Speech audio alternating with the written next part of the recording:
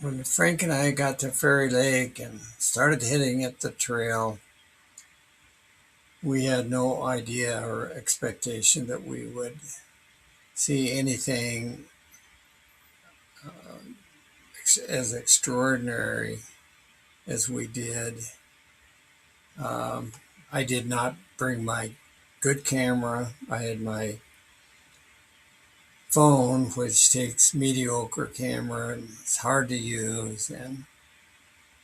But fortunately, what we saw uh, almost doesn't make any difference how good the camera is. It was the subject, the material that really made it worthwhile. So when we got up pretty close to the basin, we saw some goats at a long distance away. And we decided to just head towards them and see how close we could get.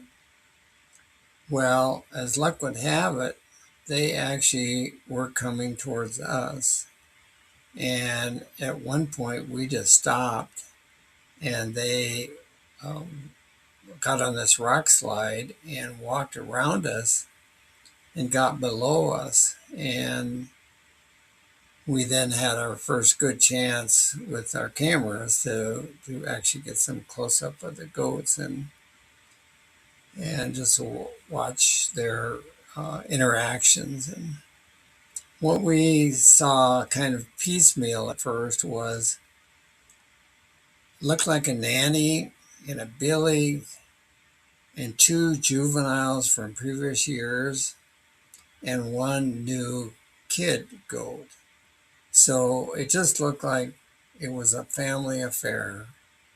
And we sat down and watched the interaction of the goats amongst themselves. And of course, it was the big ones picking on the little ones and running them away. And I think the nanny spent a fair amount of time keeping the other juveniles away from the kid. I don't know if they would harm him or not, but anyway, there was definitely that sort of interaction. And we got within really 10 feet of the goats at the closest. As what happened was they were actually heading down the trail the way we had to go out. And so we just followed them, and they'd go around a corner and disappear, and we'd never know how far ahead they got of us. And we'd get to the corner, they're right there.